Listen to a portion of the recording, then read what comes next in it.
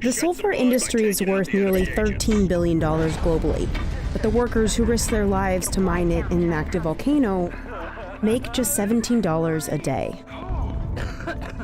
Why? Because there's a demand for this important ingredient in sugar, and that's a pretty decent wage for the area. If you look at other booming industries, you'll see the same trend. From collecting acai for our smoothie bowls to harvesting our table salt, people risk life, lung, and limb to make a buck in these billion-dollar industries. We journey around the world to see what it's like working some of the most dangerous jobs on the planet.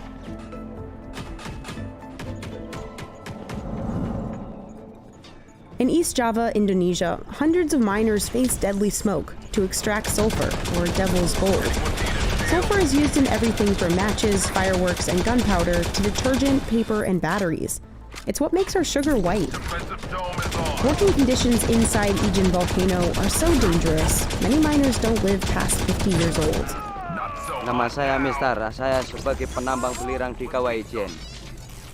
Miners like Mistar carry up to 200 pounds of sulfur on their backs, up and down these steep cliffs. And Mistar's been doing it for 30 years. Kalau saya bangun itu antara jam 1 atau jam 2.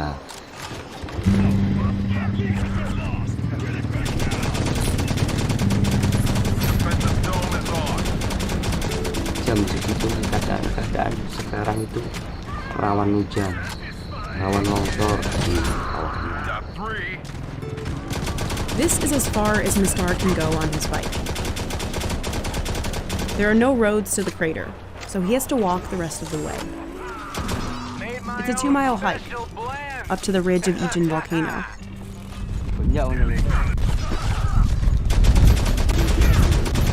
He takes only his basket and a crowbar down into the 1,000-foot deep crater.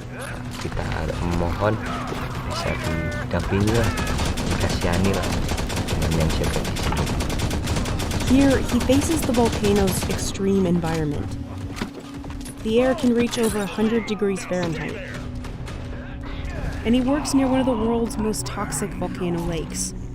Tapi itu asapnya seperti kalau kena sama misalnya mulut sama gigi dia rontok, itu bahaya. Dia bisa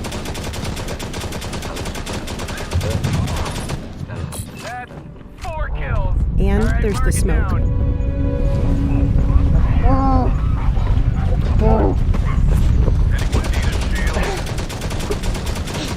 Kalau asap masuk dalam tubuh, itu merasakan sesak, nyeri di bulu hati, sesak, nyeri. The miners are freelance contractors, so they have to pay for their own gear, and many can't afford gas masks. Instead, they use handkerchiefs or towels dipped in water to keep the sulfur powder from sticking. Bau asap belerang itu sangat menyengat. Bau asam lagi kadang-kadang bau seperti gorengan telur. Tapi kalau masuk dalam hidung atau mulut itu sesak. Ini mas batu ini mas. But the smoke from inside the volcano is crucial for sulfur production. This is how it works. When the super hot smoke hits the cooler air outside, it condenses liquid and drips off the pipe. As it solidifies and cools, the sulfur will turn yellow, and miners can begin chipping off blocks. It's the sulfur's 2 colors that give it the name Devil's Gold. Once he fills his baskets, Mistar hoists them up on his shoulder to hike back. But that sulfur is not a light load.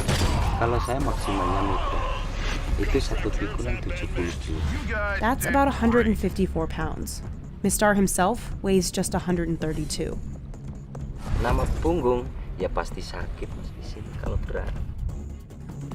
Kan kadang-kadang di pundaknya itu kan sampai rusak, ngapal itu rusak, itu kadang ada tumbuh-tumbuhan yang seperti jerawat itu penyakitnya kalau orang mikul. They have to haul it up the steep walls of the crater.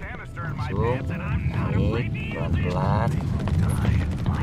Soalnya kalau nanti kerasa berusuh malah bahaya kan diri sendiri.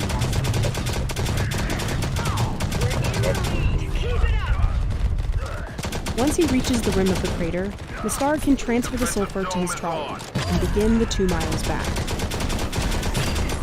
Penimbangan langsung timbang. Nanti berapa dapat per kilonya, selesai itu diturunkan langsung dinaikkan. The mining company pays on the weight of their loads. They get about 9 cents per kilo. With 2 loads, Mistar can make $17 a day.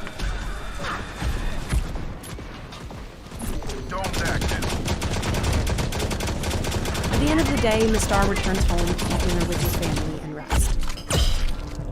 Ejin looms over them, a symbol of how Mistar provides for his family's lives, while it slowly takes his, a heavy weight to carry on his shoulders.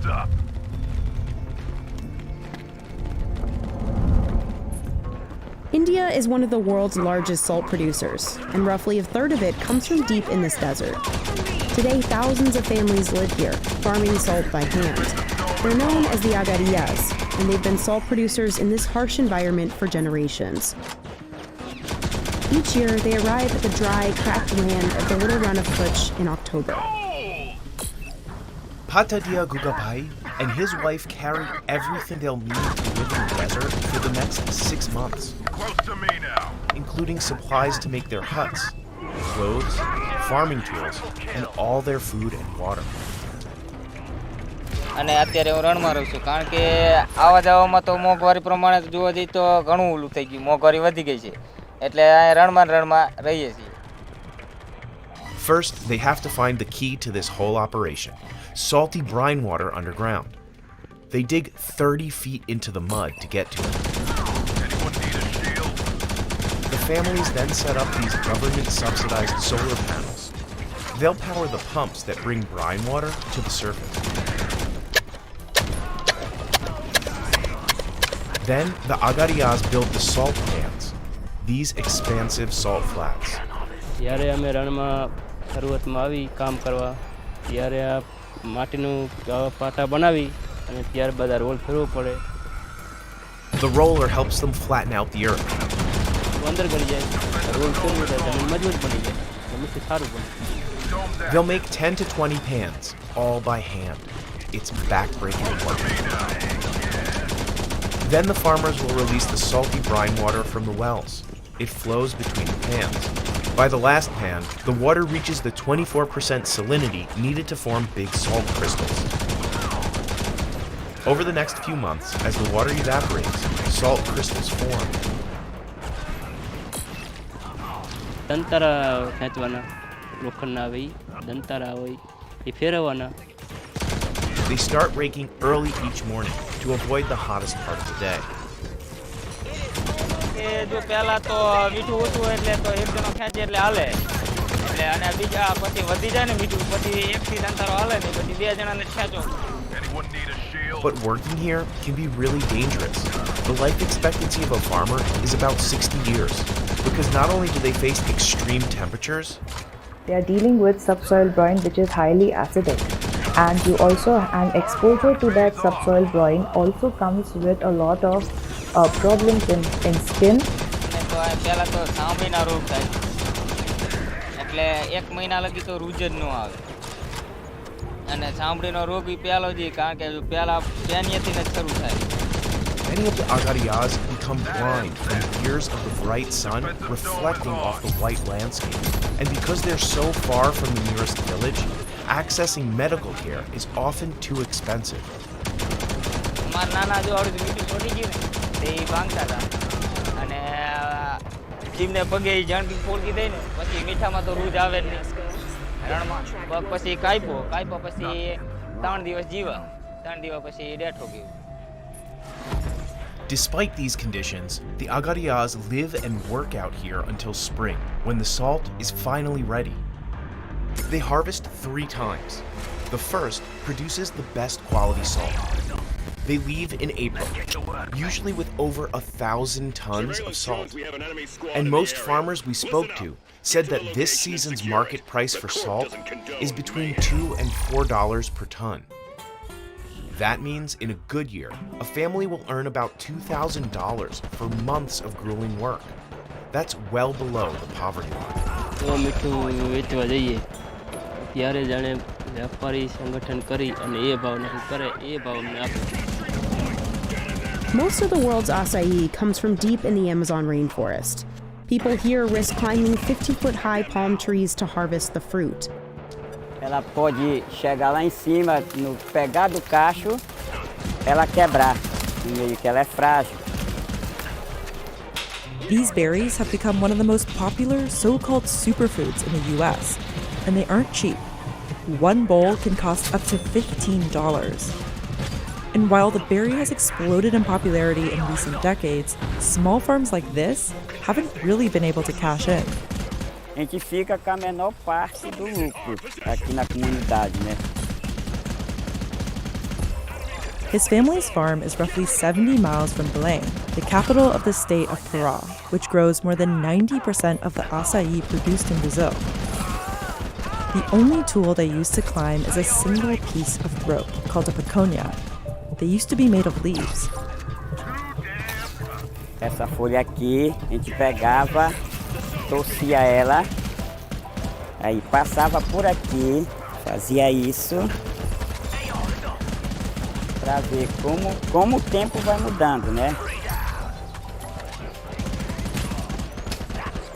Today, Lucas's son Luis Fernando will go up. Se tiver, só põe que tiver maduro, não precisa preparar. Pode subir, vai com cuidado. The trunks are so thin that climbers have to be lightweight. É perigoso sim. O cara tá lá em cima e uma árvore quebrar. É arriscado o cara quebrar o braço, quebrar a perna. At the top, they swing from the tree to reach multiple bunches.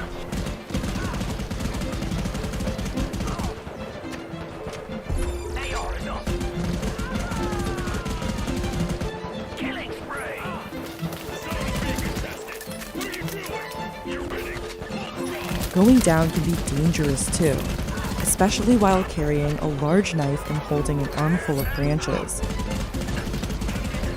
Dropping them could damage the fragile fruit. Graças a Deus eu nunca caí dessa iseira. Quero que isso não aconteça comigo. Eu já caí 3 vezes dessa iseira, não me bati nenhuma vez, graças a Deus.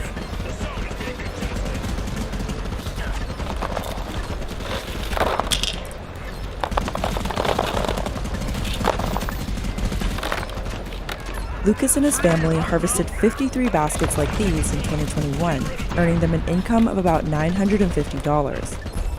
That's as little as 20 cents per pound.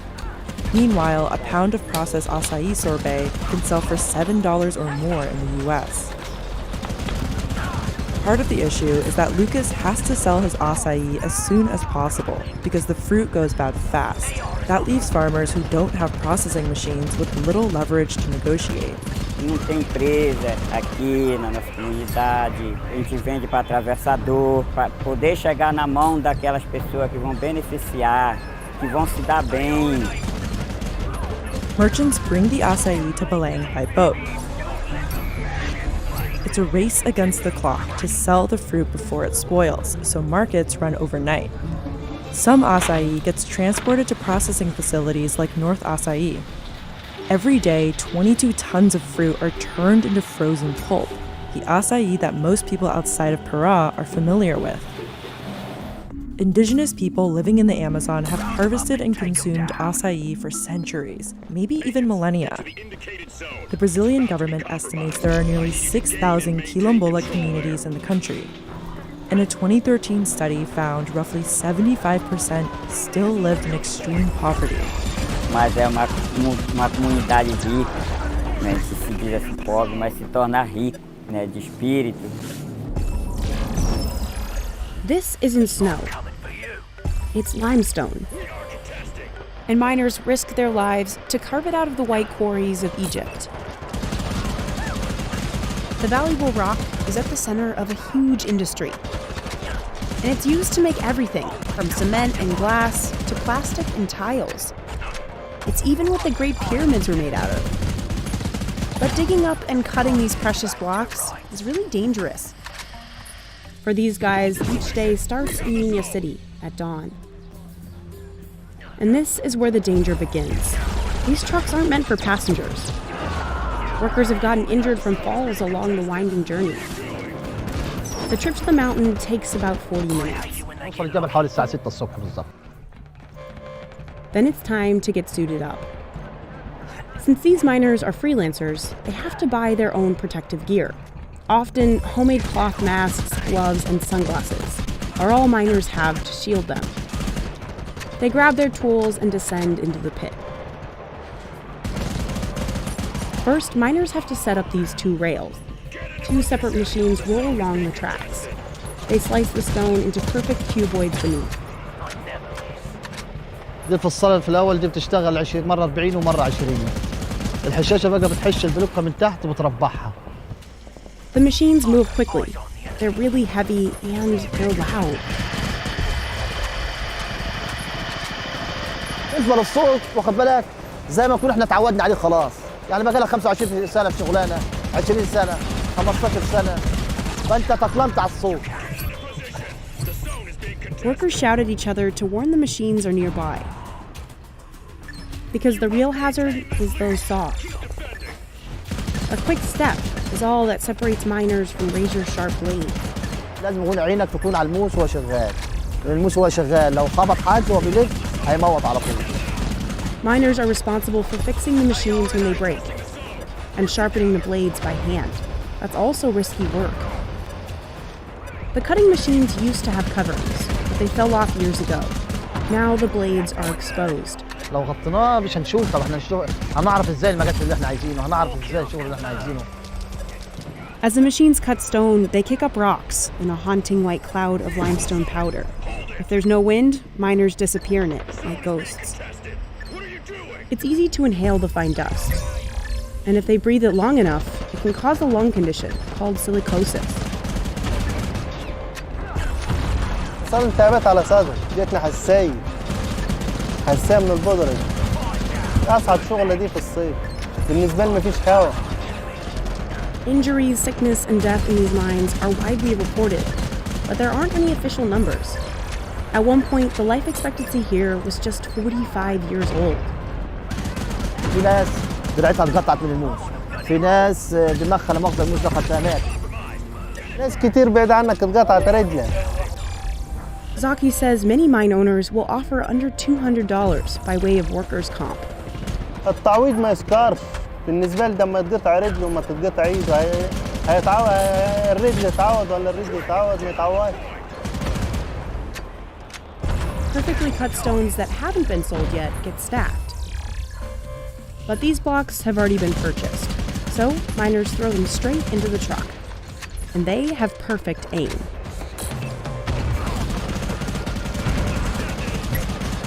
If they're lucky, they might get a $3 stipend for food and tea on top of their $6 daily wage. قاعد موت اديك ناظر انت اديك معنا الصبح وتعبان اديك شوف يا دوبك تستر البيت بس مش دايم اديك شايف الشغل. These men are climbing slippery limestone cliffs, risking falls of up to 100 feet. Wala talagang buhay na matitira sa pagbagsak puro bato.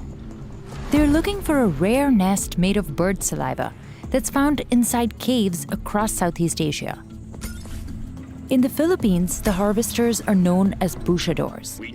Ako si Alvin Villaringo, isa akong busyador ng pangalan at Nabat Island. For centuries, Alvin Villarendo's family have put their lives on the line to gather swiftlet nests. Just 2 pounds is worth $2,900, and it's used to make a soup that locals believe is good for your health. Alvin and his crew gather at Bangalan Point on Mighty Git Island. And they're heading to Nabat Island. It's one of the 7,000 islands that make up the Philippines, and it can only be reached by boat.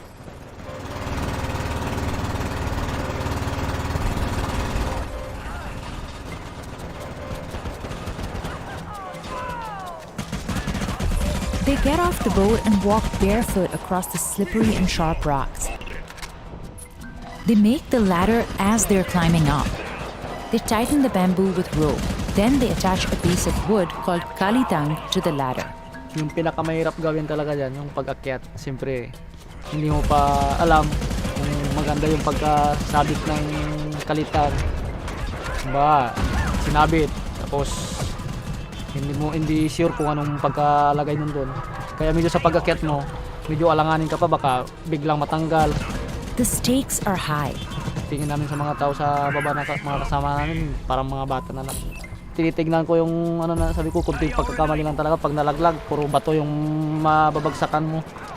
Pag hindi na sa kondisyon yung katawan, wag natin piliting na makyat kasi siyempre buhay natin yung nakataya dyan. But advanced bushadors like him sometimes use little to no support, only their hands and feet.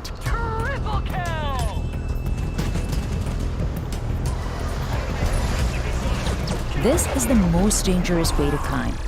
In the regional language, it's known as kagang kagang lang, or like a crab.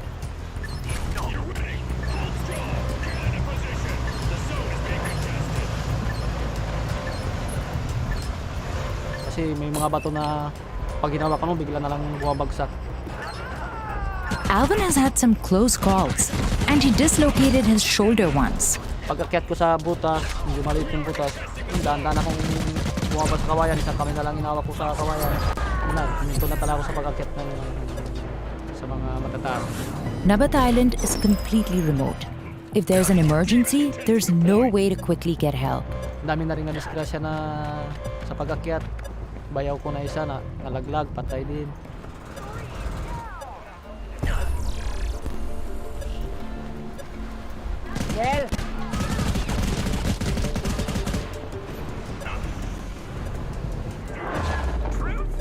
After spotting the nests, Alvin uses a spray bottle filled with water to loosen them. They're then gently peeled away from the cave walls. Yung ibon nun, sa pag 8 piraso yung pugad, ibig sabihin yung ibon niya ay 16. Kasi partner lagi yan, isang pugad daw ang ibon kagad yan. Yung partner kagad yan yung isang pugad. Siguro naman mayroon katulad din ng tao pag may forever. After harvesting, the bushadors clean them to remove any feathers or branches. Then they divide them by their hardness and color.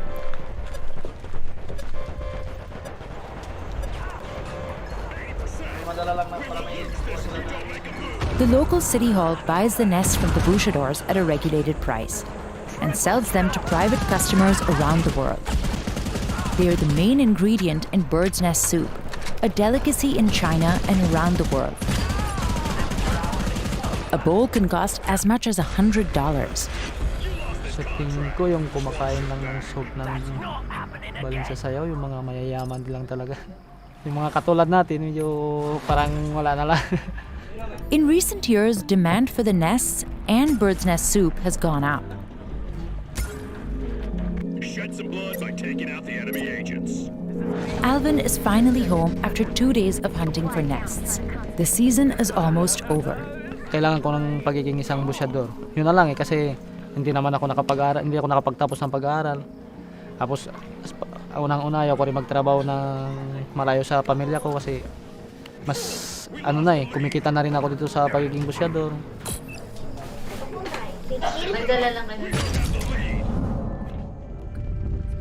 You just watched excerpts from some of our big business and risky business stories. Click here to watch the rest of these videos.